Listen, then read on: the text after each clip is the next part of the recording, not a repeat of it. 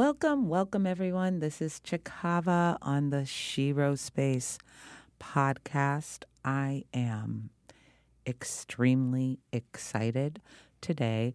This is the first of a series of conversations that is going to be a regular feature on the podcast with Black women sharing their spiritual journey.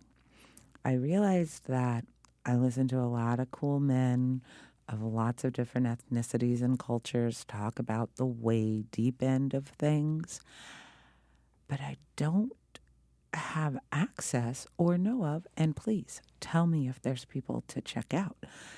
Hear Black women talk about our journey and beyond our journey, the things that interest us in the spiritual. And for today, let's let spiritual be the unseen as opposed to anyone's particular set of practices. Let's let it be the esoteric, the thing beyond the thing, the unmoved mover for however it is for you.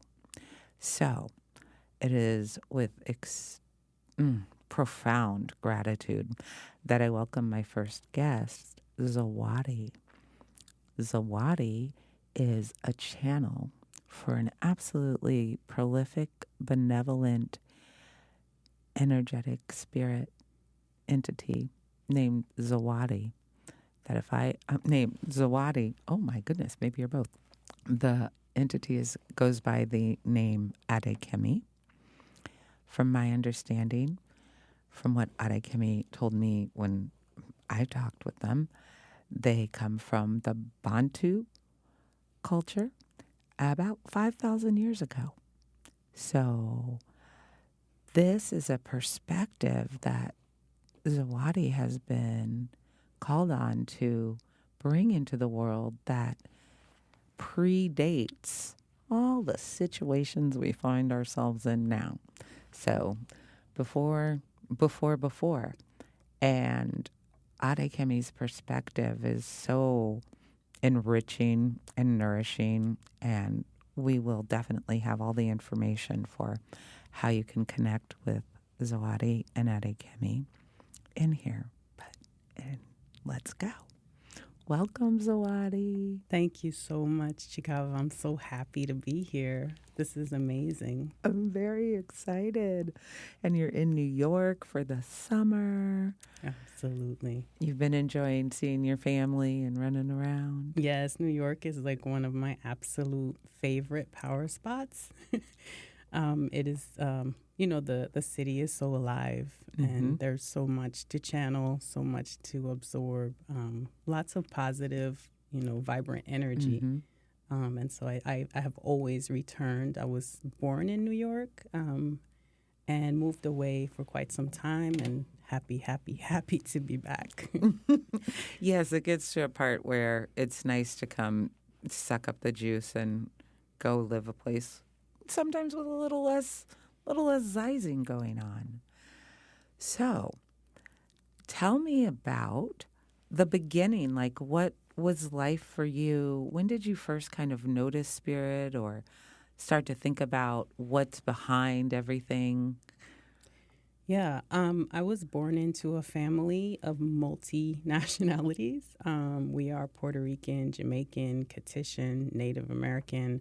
And then, of course, when we trace those roots back, we also find Scotland, Nigeria, Ghana, many spiritual traditions and people who practice, various nature-related traditional religions, or traditional spirituality, rather. And so my childhood was full of the understanding of spirit, sightings of spirits, messages, prophetic messages from grandma, great grandma, I think a lot of people are familiar, great grandma says someone's pregnant and they are, those types of childhood memories. Myself, I was amongst many children who, saw things, heard things, sensed things. And so, I remember talking to caterpillars and hearing their voices. I remember being in my imaginary world and then at times realizing that, is this real or is this my imagination? And now understanding that maybe I was going in and out of realms. I remember knowing answers to things that I hadn't studied and not understanding where the information was coming from.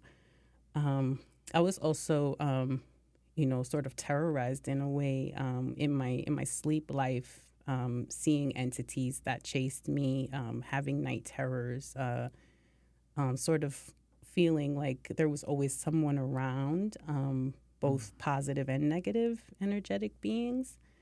And so for me, I think the understanding of spirit and the presence of spirit really started at birth. It was something that was integral to my family life. And so lucky for me, when I began channeling, voice changing, hearing voices, and seeing things, I was not, my parents did not feel the necessity to go to medication or, hospitalization. They tried to understand it from different viewpoints, and I was introduced by my father to the Ifa religion and continued as an adult to seek in different religions, Pentecostal Christianity, chanting at ashrams. Rastafari was very integral to my understanding of spirituality.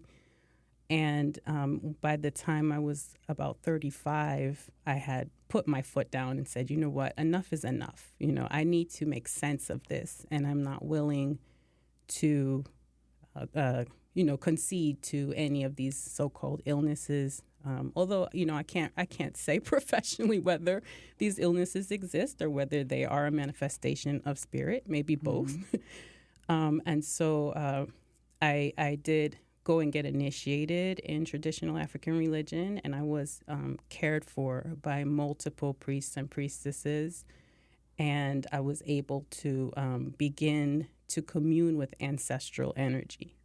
And that was really the strongest beginning, I guess, the strongest force, and still is very much the strongest force in my life. Connection to ancestral energy inevitably led me to finding my spirit guide and being able to stabilize these various stimuli that were coming from the spirit realm that could at times be disruptive. Wow. Okay. So for everyone, will you please describe from your perspective what the Ilfa traditional African religion is? Oh, Ifa. Ifa, excuse me. Ifa is a tradition that comes from Nigeria, Benin, and it is from the Yoruba people. And it is very prevalent in Brooklyn right now. And it deals with the entities of the earth, the Orisha, who are connected to different natural phenomena, the river, the ocean, the mountains, the deep woods. They are deified and personified, and we call upon these forces to balance, to heal, to give us luck sometimes, to bring blessings. And so it really agrees with me, being of Native American descent, where connection to the earth was so important in our recognition of God and God's creation, that I find a lot of parallels. And even when you go back, to Scotland and you see the Celtics and, those who also were very earth related, agriculturalist communities. It's a practice that just really agrees with me genetically, and has been a methodology that really helps to balance me, to advise me, to, I'm often cleansed and blessed by those priests. And it really has been a strong basis for my stability and balance. Making sense of it all. Mm-hmm. So you said that when you were 35, you put your foot down. So in the progression to that phase of adulthood, did everything seem just kind of chaotic, coming in different ways, and you were looking different places? What? Yeah, so, in my teenage life, I was having a lot of personality shifting, I guess I would call it. Being very compliant and very good and, straight A student, celebrated by my school, valedictorian, and then being very defiant and angry and, navigating a divorce, sort of sometimes escaping into the New York nightlife. Yeah. Hey. We got to have the stories. Pretty typical of teenagers, Mm-hmm. and it's very typical. But I guess the difference in my experience was sort of this feeling of shape shifting, this feeling of not being myself at particular times, being out late at night by myself, in a place that I didn't know, and feeling as though a male energy, had overcome me in order to make me safe, and then carrying that energy and walking through. Making it home, safely, without feeling female at all. That's really cool, because that kind of is the seeds for experiencing yourself as soul, right? Because those facets, like making use of the different facets of ourselves, that fierce part, especially. Do you relate with Ifa? How are we going to say this? The way that Ifa can overlay with the Kemetic deities. And so that male energy, like that Heru Kahuti that walked you home and made sure you got there safe. In a way, it's like our journey is to figure out how to use every aspect of the sphere to take us wherever we might be journeying for this lifetime. Yeah, I totally believe that our unseen world is very rich and very complex, and that, each of us has, a number of beings and entities that walk with us, sometimes from our lineage, sometimes from past life experiences. And we're able to call on them. We're able to commune with them, and utilize the resources that they provide to us, to be able to navigate, this existence. And in Taoism, we work with the organs a lot, that 5 element stuff, and like your liver, each organ actually has multiple little personalities going on with it.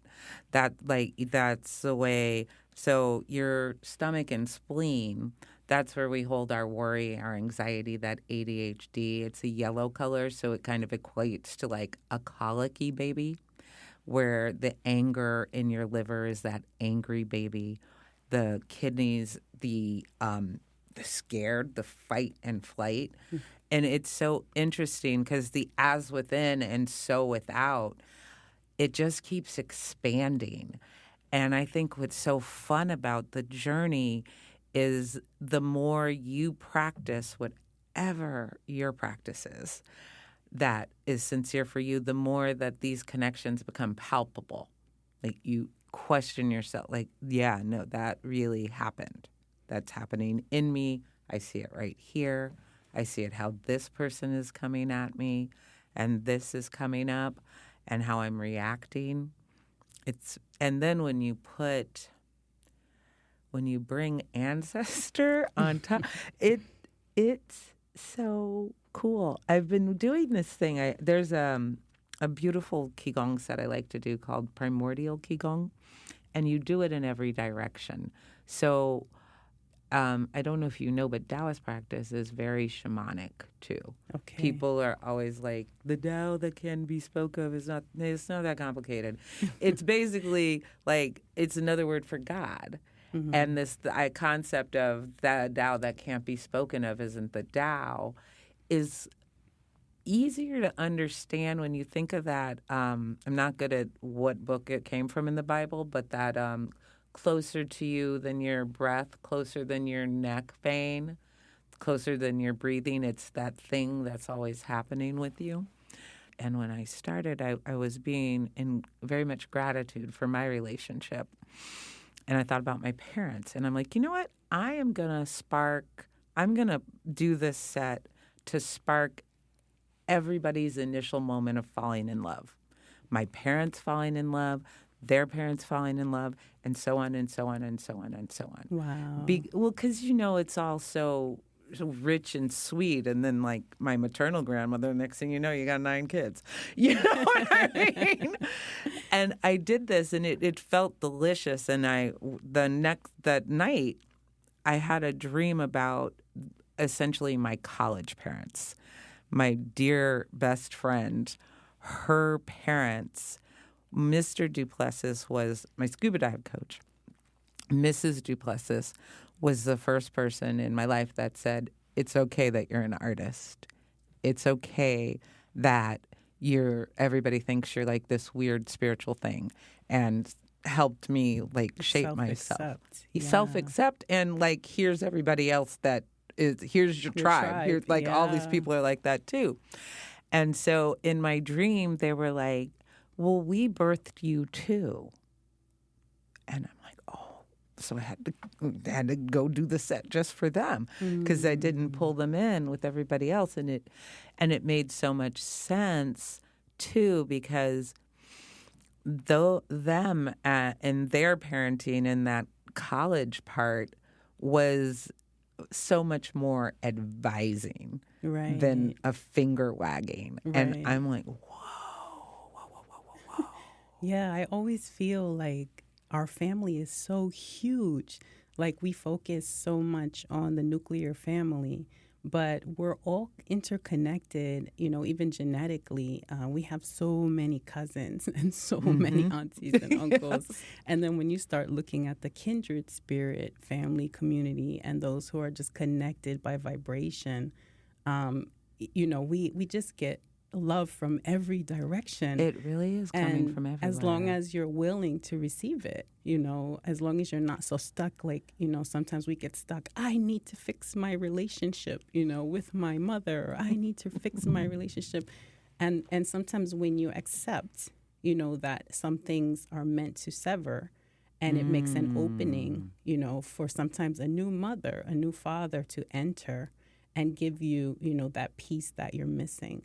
And that's always amazing to me, because, love is an entity. It's a free-flowing energy that's everywhere.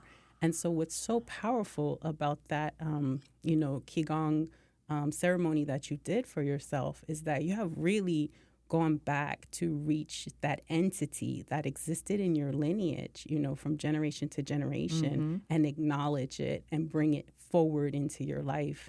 And I believe that you will see amazing results, because what we often forget is that we're not nurturing a relationship with the physical individual that we're in love with. We really have to acknowledge the relationship with the entity of love itself.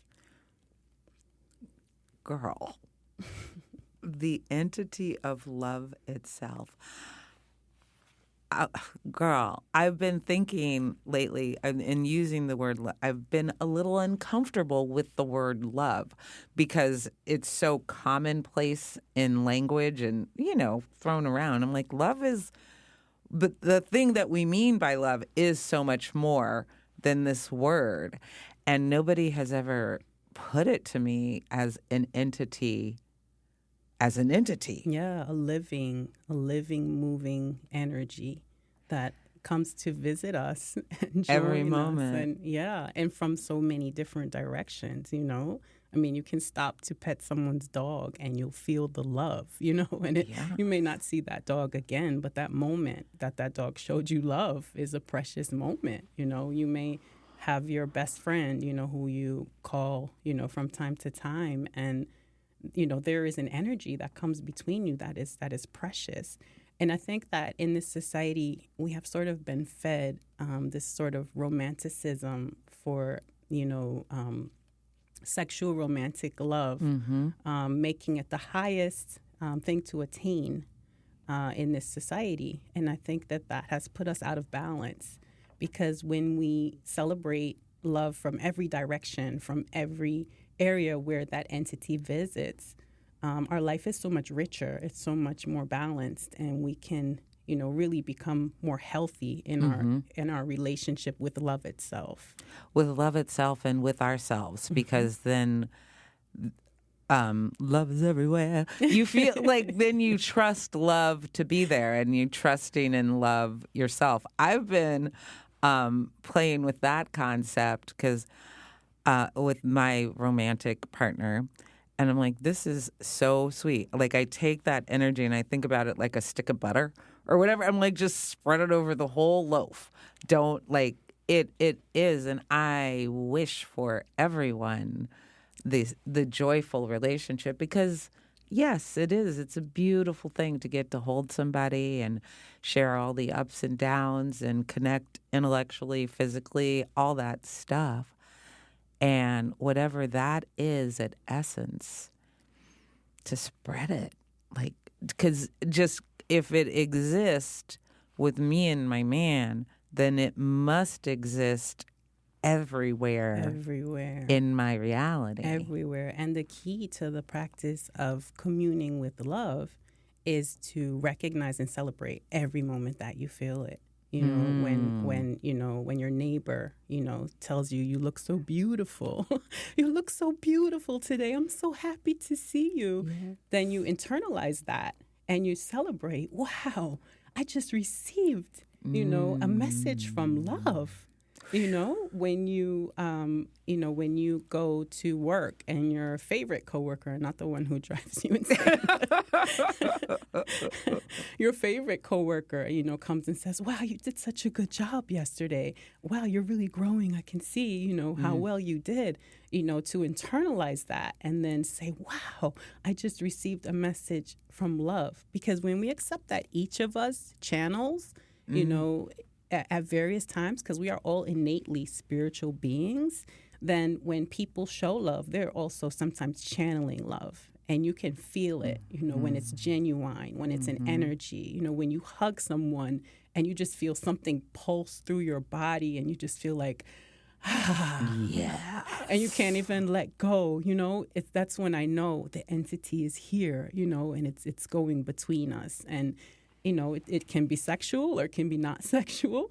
It is just a divine moment. And so, the practice of pulling that relationship closer to you, the relationship with the love itself, the key to it is really internalizing those moments, opening to them and accepting them and celebrating them as equally important to all of the love that you receive during every day. Wow. So this thing about receptivity, it's, to me, I know people like to ungender and gender. It's so important for women, and it is impossible to do. It can only be. You can only be in receptive. This is what I've been noticing for myself. And we have to, and there's it's a beautiful time in that we can go out there and be as ambitious. We can use all facets of ourselves. Yes. And there's this really cool thing that also happens when we're in our innate magnetism. Uh-huh. So this receptivity to love, what has your journey to moving and living in that been like? Because I know just by virtue, I like to say it's a woman's earth, but it's a man's world, you know? So by virtue of that, we've all had to make a journey, or if we choose to make a journey into receptivity and figuring it out. Like for me, a lot, it's literally this week, it's literally asking my brain to stop doing the whole verbal thing. Like, yes, that is a challenge. And I just want to say the man's world is a facade because we always know that there's a woman. That's why it's a woman's earth, but it's a man's world. The masculine, feminine yes. is like in all of us. Because the women of earth are holding up this man's world. There's a partnership that is so divine, and I'm so proud of the brothers that I've met that have begun to understand the necessity of a partnership, of mutual respect, of understanding the positive aspect of masculinity and femininity that exists in each being. Yes. And beginning to match up. You know, what does your masculine do for my feminine? Yes. You know, and what does my feminine do for your masculine? And what does your masculine give my feminine? No, really. Yes, give the feminine. Feed the feminine, the divine feminine. And what does my feminine give your masculine? It's a real, I experience it, you know? And sometimes it's like, when my fella is going through challenges and we're together, I do say to myself, you know what? I can transmute everything he's going through.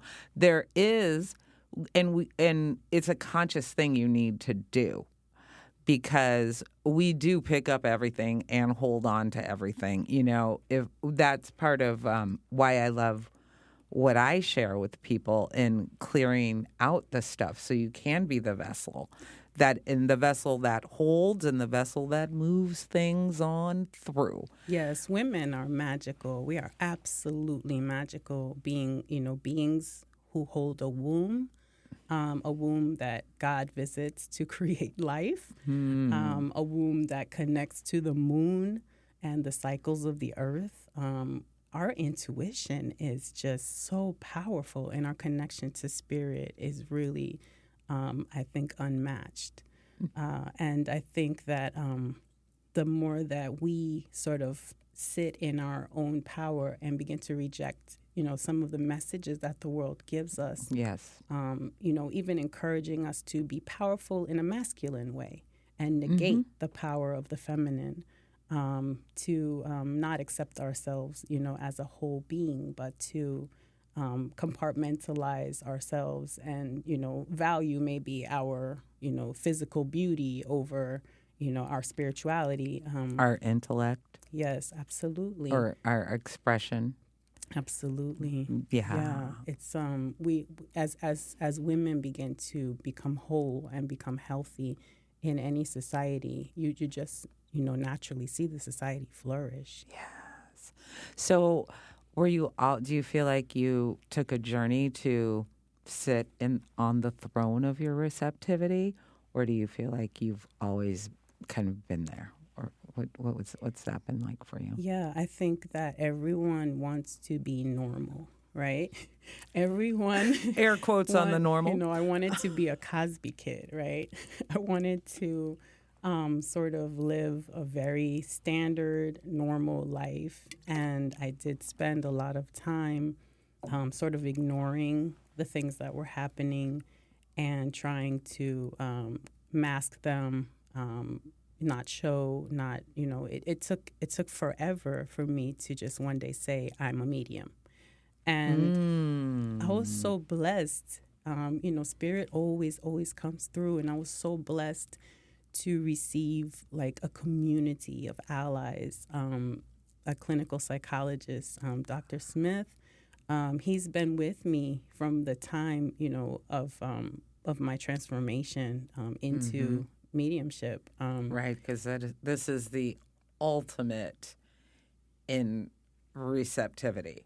Yeah. This is not just you have kids too, so the receptivity of your womb. This isn't just the receptivity of loving another person in partnership. This is like the receptivity of your mental functionality.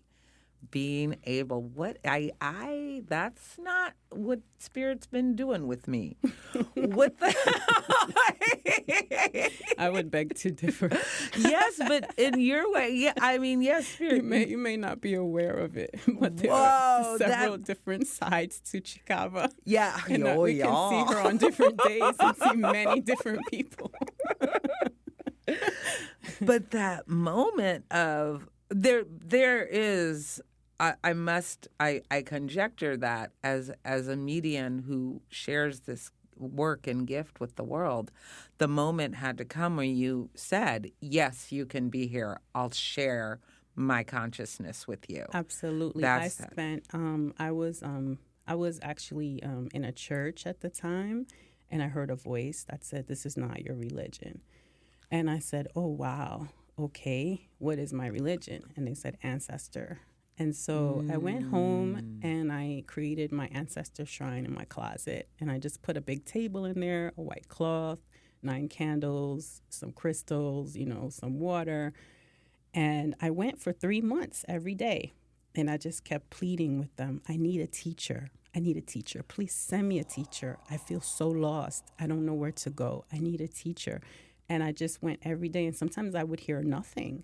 And other times I would hear different people talking. And then finally, after 3 months of praying, the guide appeared before me and I saw his face. And his face just kind of came, sort of like in a circular motion. And it the face appeared and he said, he told me his name. His name was a different name at the time because he has changed names multiple times. And he said, I'm here. Do you want to work with me? And I said, yes. And I'm not sure why I said yes, because a lot of people said they would have been afraid. And how did I know who that was? But there's something that you feel, in your gut. Yeah. When you're supposed to be connected to someone. Mm-hmm. And I just felt that in my gut, like this is good. And he said, okay, I have 7 others with me. And each spirit came forward one by one to present themselves. And we made an agreement. And my aunt was downstairs, and I went downstairs, and I said, Titi, the spirits want to talk to you. And she looked at me like, what? And she followed me upstairs, like, a little hesitant, and she went in the closet with me. And she sat down in my closet, and I read her in his voice. Whoa.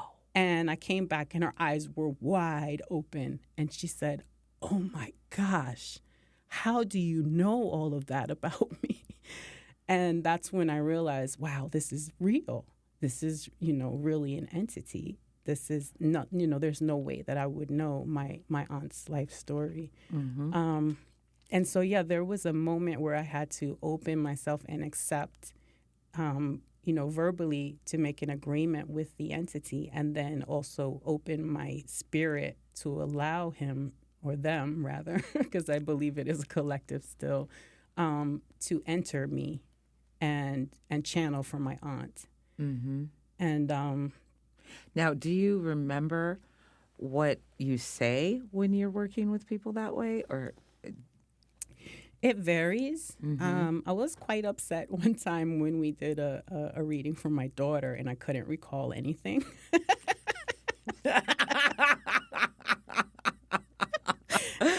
They're like, privacy. Right. Like, oh,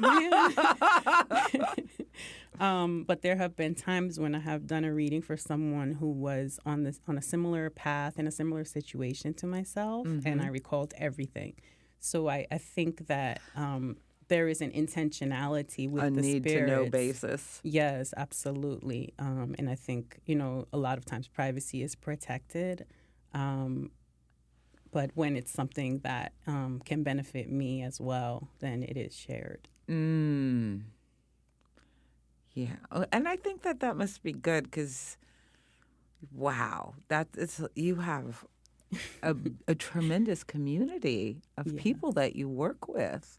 Yeah. It would be a bit much You know what I mean? You would be like down to knowing somebody's grocery list that you talked to 6 months ago. That would it's Yeah, it does. It does sometimes get overwhelming because I do believe in building community, and I do sometimes forge relationships and connections with people who we are reading. And so there are conversations before, conversations after, and I have come in contact with some issues that were overwhelming for me. That because what we find, especially in the African diasporic community, is that people don't like mental health practitioners.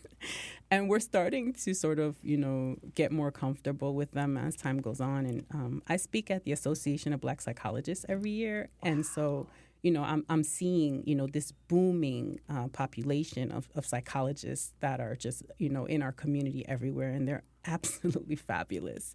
But what I find is that a lot of people prefer to go to mystics. They prefer to get a reading. They prefer to find a psychic as opposed to going to see, a mental health practitioner. And so, oftentimes I get people who are in need of long-term therapy, right. Who are struggling with trauma, who are, who have clinical depression, they're in some kind of a custody battle that's just heart-wrenching. And I have to sometimes say, this is not my lane. Right.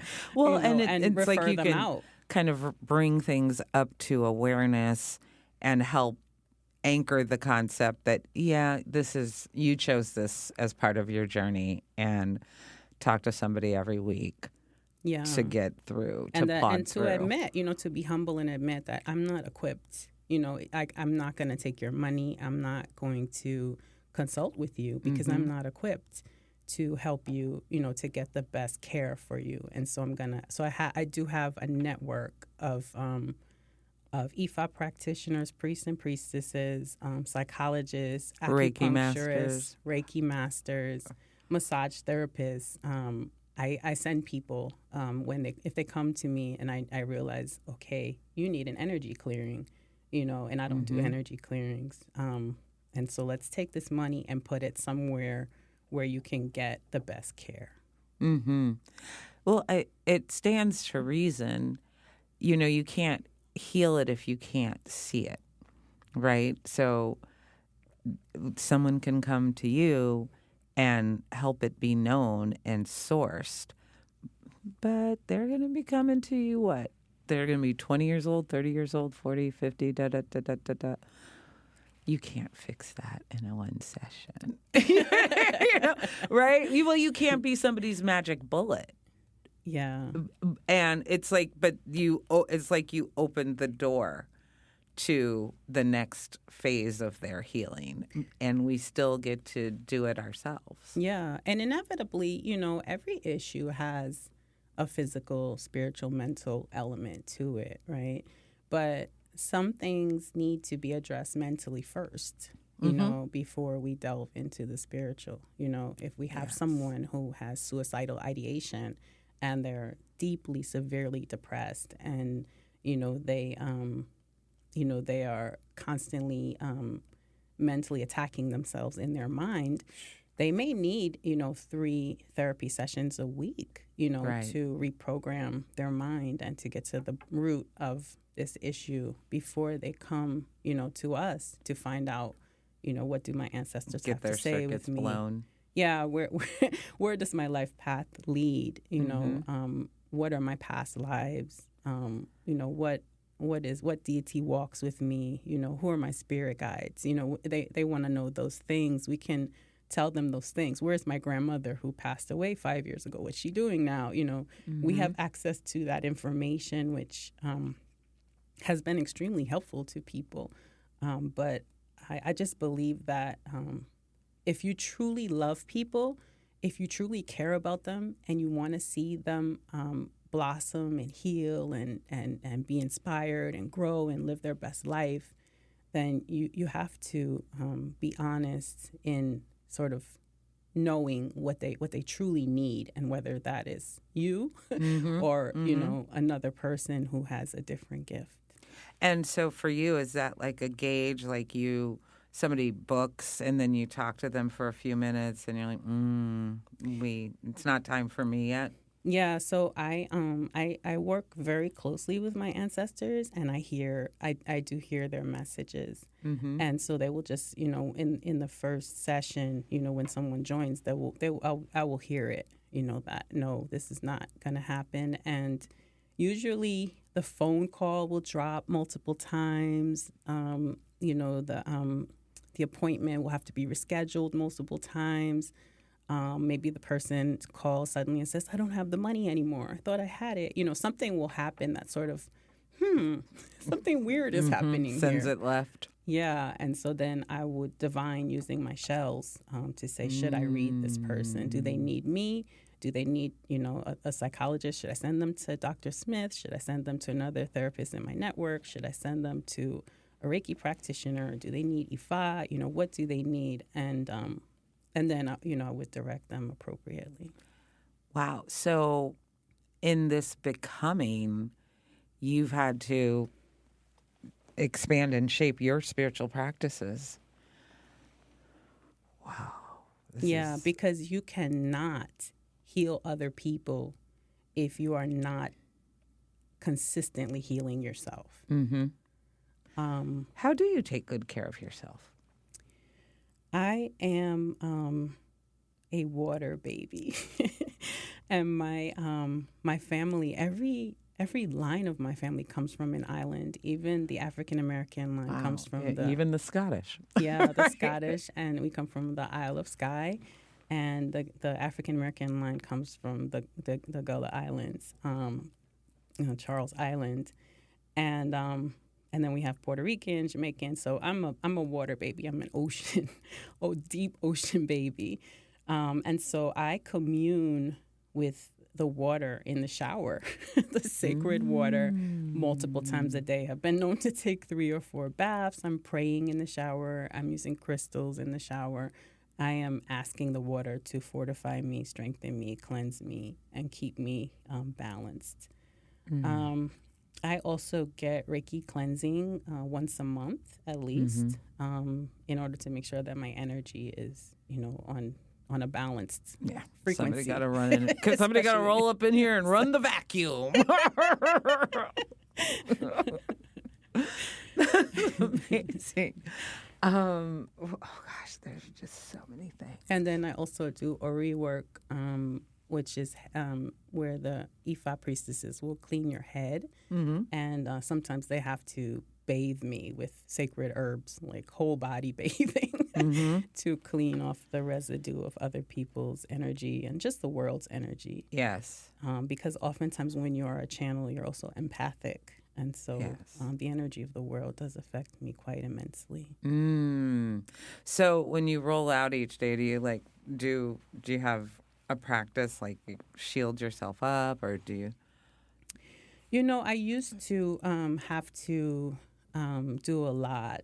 Ifa has been a practice that has given me so much protection that I don't have to do as much anymore.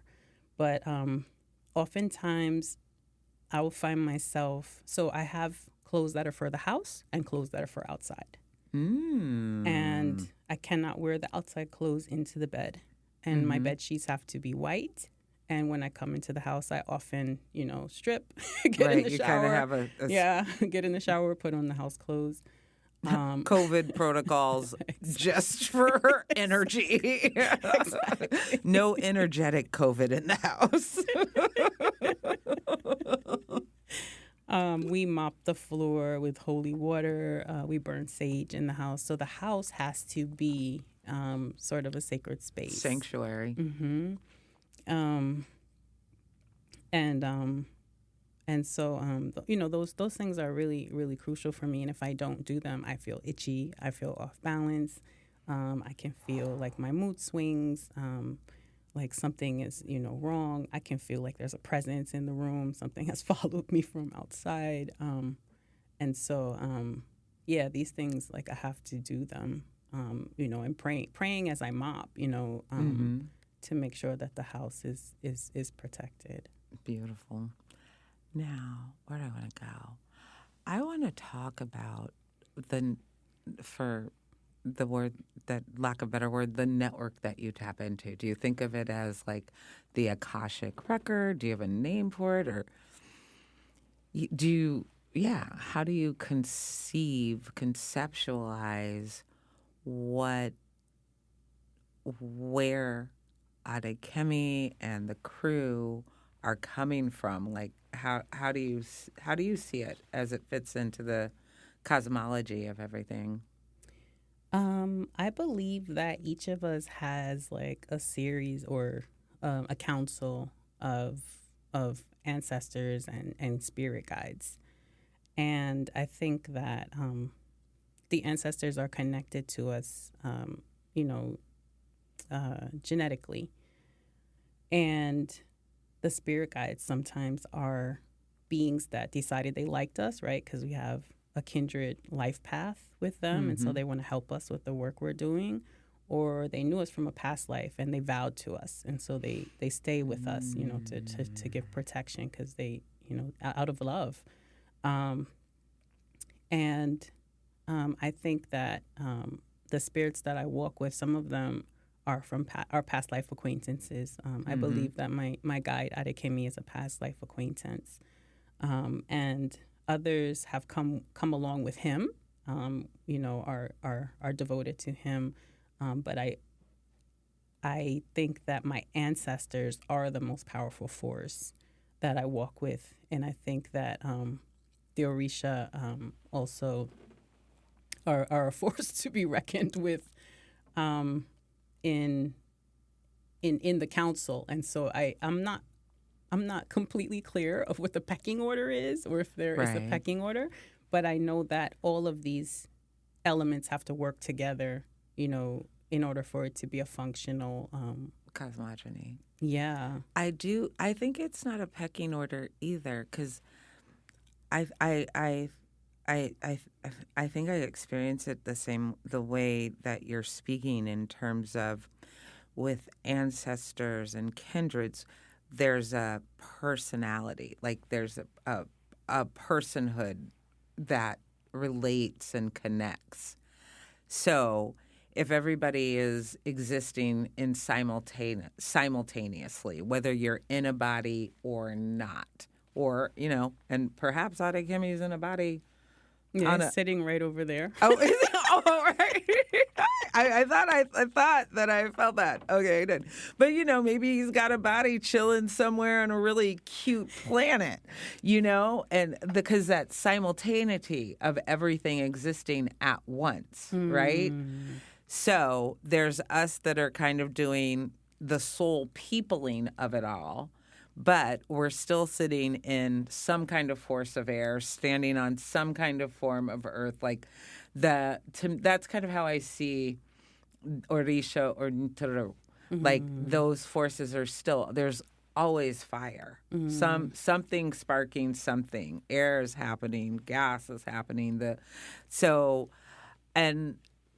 And I wonder, I've never had this thought before, but in the human need to anthropomorphize gods, I wonder if that might have started with ancestral energy kind of showing up in like a forceful, fiery way. Like, oh, that must be da-da-da-da. Because the brain just so wants to be like, this is that.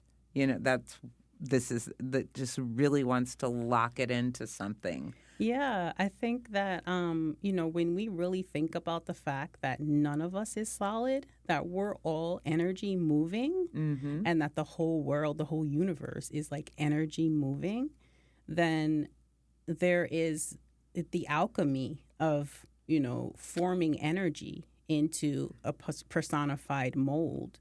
Right. And there is, the going between realms, and, the question of, is this, body that I consider to be solid my body, or is my spirit body my body? Right. The consciousness is the like only solid thing.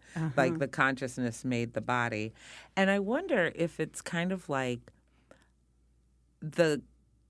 something doesn't exist if it isn't seen. So the forces of the universe, if there's no consciousness to behold and experience them, do they happen? Is it like that? It's that's that super big yin yang. Yeah, that's kind of like, the universal consciousness that is God, right? Like, yes. It's like everything is seen, everything is felt, because we're all part of that collective energy that's manifesting and forming in different places in different ways, and taking form. And all of it is conscious, and all of it is connected, and all of it is seen all at once. Right, all is seen and all unseen. And we're just flipping channels on the TV, picking what to focus on for, 40, 80 years, give or take. Right? Well, and I think, that is, talking about the moment in the world that we're in. We have all these people locked into morphic fields around Abrahamic religions, the desert religions. Mm-hmm. They're gonna and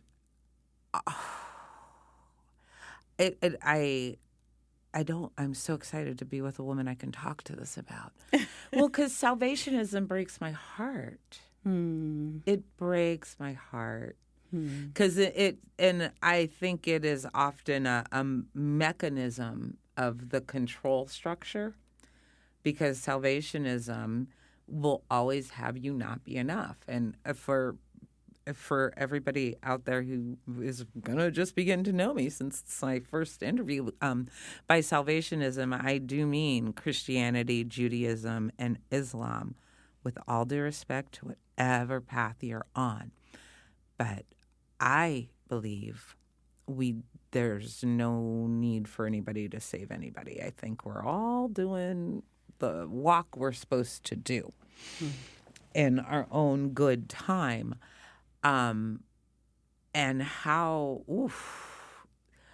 So for me, my wish for us is to become sovereign in our consciousness and know that we're welcome, pretty much, we're welcome in the universe. And that's part of why, that's why Taoism, I think, stuck, because it gave me this spiritual physiology to lock into and a distinct focus on why are you practicing every day? You're practicing every day.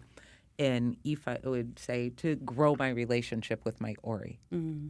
So that in the moment of my transition, my Ori, the self, in Tao, we would call it the immortal fetus. Okay. So that when I make the transition out of here, my person's like, okay, what we wearing? Where we going? You know what I mean? And it's just been, it was beautiful. In Renee Kimberly Smith's solstice this year, she had a beautiful brother give a lecture sermon anointing on Ori, and I had just finished a couple weeks with my Taoist teacher Mantak Chia was here, and so I'd been deep in the physiology of, we call it our crystal palace, and that in that tradition it's called that, and then I get this like deep personification. Like, yes, that's how it works. I know how to work it. I know how to get there. And then this brother comes in and he gives me the personhood of it all. Within, I was like, wow. Well, that's like, I say choose the spiritual path that feels like a never-ending video game. Absolutely. That's absolutely what I think. I think that there's a space in the world for every spiritual tradition. Mm-hmm. And I think what we forget is that spirit is living, it's moving, it's evolving. And so ultimately, when we choose a tradition, it is the people who are practicing it that shape the direction that the tradition goes in. And unfortunately, you know, with the Abrahamic traditions, they have been used for colonization. They have been used to conquer. You know, they have been used to solidify civilizations. And so, you know, the challenge is to find God, you know, in that space, and to reject any scripture or any, you know, message that is trying to colonize or civilize or, you know, contain your spirit. And I think there are those who practice multiple different traditions. I've run into so many beautiful, beautiful souls in so many traditions, and it really is your relationship with God that matters most of all. Right. Yeah, I'm just against any intercessory. Anybody thinking that you got to talk to somebody to talk to the entity, to the thing. Right, and that is a colonization mindset. It is. It is. So, you know, when you choose your teacher, you know, whether you find a spirit like I found, right, or whether you know, choose a human teacher, you have to really, you know, check them out and see, like, what is this person's intention? You know, are they, how's it calibrating over there? Yeah, where is the vice? You know, is it power? You know, is this person a perv? You know, are they? You know, because we run into those quite often, right? Oh my goodness! Is it greed? You know, is this person greedy? You know, like, just go through all the vices and try to see, you know, what is this person's angle on this tradition that they're teaching me. And just make sure that you're aligned, you know, with it. Yeah. And I think I'm glad you brought that up, because I'd had a flashback to the 90s in my 20s, and work in investigating different traditions around town, and having to cut that investigation off, because even that, you know, your 20s, you want your attention a lot, although you want it a little bit more, but seriously. Yeah. And so just shout out to sisters who have experienced that. You must have a space where your soul gets to unfurl with anybody up in your grill. Yeah. I'm in a space now where I primarily learn from women.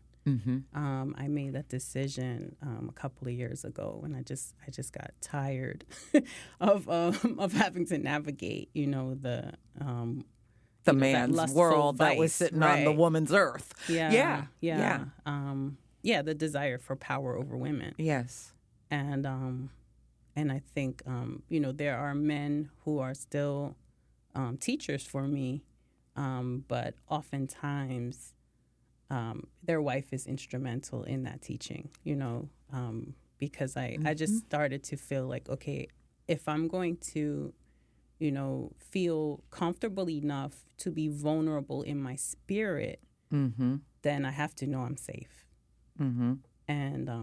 And so that was sort of a boundary that I started to create, that I'm looking for women who can heal me, who can help me, who can advise me. Share in the healing process. And if it's a male-female partnership, fine, but she will be my primary connection.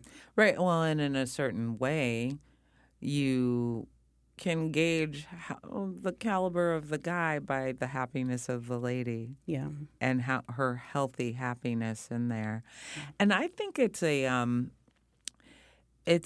new ever emerging sovereignty with women, that it, you know, we're Gen X gals, and we are less male referential than generations before us.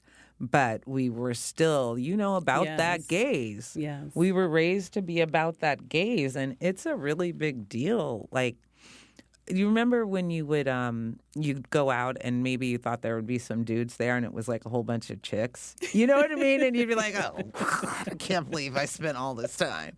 But now it's like, oh, yeah. we gonna unfurl in here, you know? We are becoming increasingly self-validating and self-referential. And I think it's super. Mm-hmm. It's super powerful for us. Yeah, there was something that happened at 50 where my mother told me, she said, wait till you turn 50. You're just not going to care anymore. The air is great up here. That's what I like to say. The air, it is. It's great. And I think, and it, if only it was guaranteed with the chronological number, right? Mm-hmm. But I think, because I want you to not care anymore in the best way. I don't want you to give up. Well, yeah, and ultimately it's really about, again, that relationship with love, So if you enter, an event and it's all women, you should not say, oh, man, there's love there for you. There's somebody who wants to dance with you. There's someone who wants to Nobody's going to appreciate your outfit more. Nobody's. There's outfits. There's beautiful outfits to inspire you. Somebody's going to catch the vibe of the song that's playing along with you. And so the more that we sort of just appreciate the love that happens between women, and even between women and men, and same sex partners. Just the love itself. The more we realize that, we appreciate it, we tap into it, we celebrate it everywhere, the better all of our relationships become. Yes. Because it turns into a walking celebration. Yes, absolutely. Yeah, I love this. I'm going to hold this very close to this idea, the love as an entity, to move around, in, with, and be about. Ooh, wow. So, I think I want to ask you like a big fat macro question. Oh, no. And then I'll wrap it up with a little. Should I be afraid? No, I wonder, here we are. We're on the precipice of this a new president that is going to look like us, and a world that is consistently on fire, but the dumpster fire seems to. Who knew it could get bigger? How is it? How is it for you, seeing like with all the energies that you coalesce, and what do you see in the world? What do you see happening? How do you think that this is all gonna go? And I don't mean like election-wise, but like the cipher that we're moving into. I see more of the same. I am not. I'm not happy. I'm not sad. I think that the world has been good and evil from the beginning of time, and sort of a yin-yang balance that's continuous. And I think that at any given moment, the media, social media, the news draws our attention to either the good or the evil. And inevitably, in this society that we live in, and really across the world, the evil is really feels much bigger, much greater, much more focused on, and so I sort of reject the analysis or the feeling that we are in a time that is different from other times. I love that. Yeah. I think that in other times we didn't have awareness of everything that was happening. Right. I think that we have to acknowledge that there have been, unfortunately, multiple genocides throughout the beginning, from the beginning of time. There have been also multiple beautiful births of children, and healthy societies and communities that have existed from the beginning of time. I think that there are philosophies and traditions that are getting stronger and growing and healing people simultaneously as people are being bombed and murdered. I think that, the universe is very complex, and we have to constantly be aware of our perspective of what is happening, and always fight evil, always protest, always demonstrate, always, rally for good to be in balance. But I refuse to internalize the perspective that this evil is worse than all the evils we've ever seen before. Right.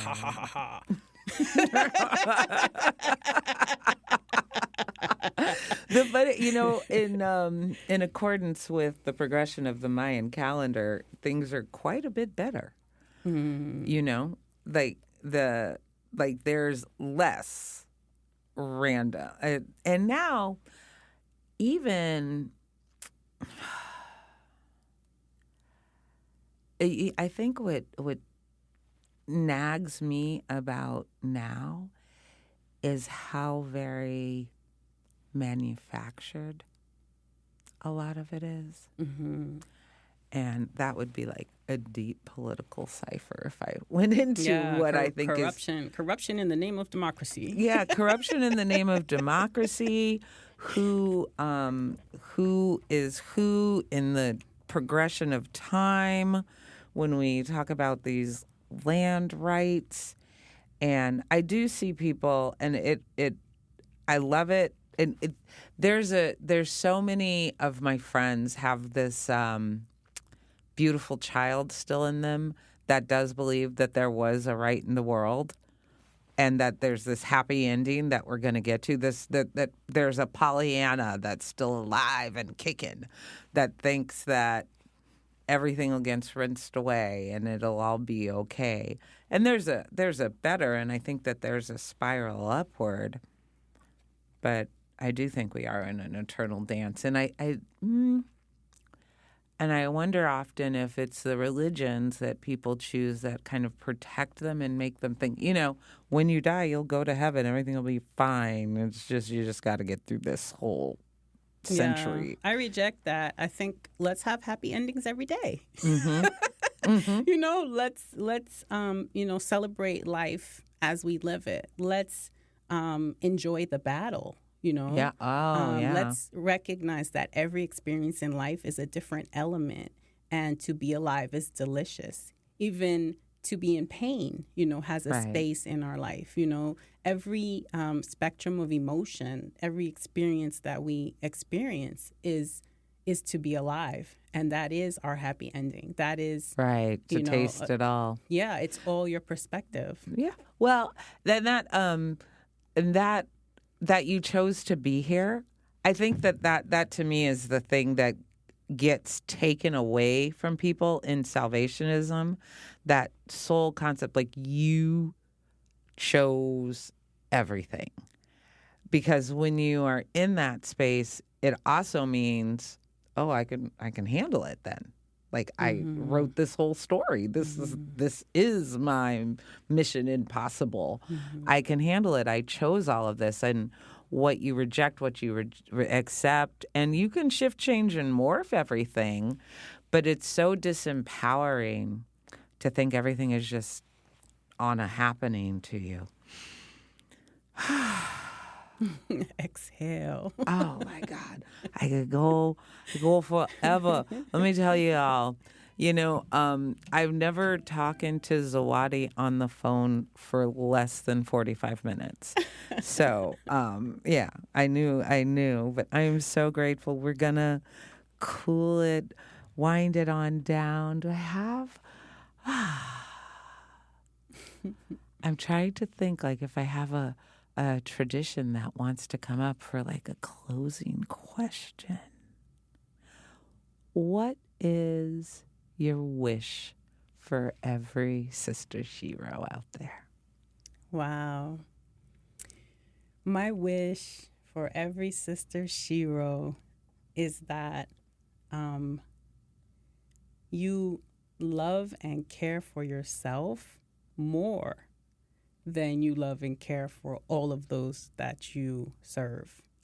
I think that we forget that we have to put the oxygen on ourselves before we put the oxygen on others. Mm-hmm. I think that we have been in this martyr space for so long, either forced or chosen, that we are oftentimes not our best self for ourselves.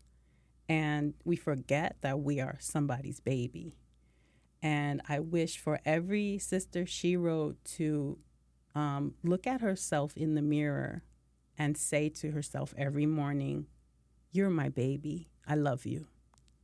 And to move with that energy so that the care that you provide to others, the support you provide to others, the life vest that we often are for others is sustainable and can continue without us sacrificing our own sanity. And well-being and juicy, juicy dreams.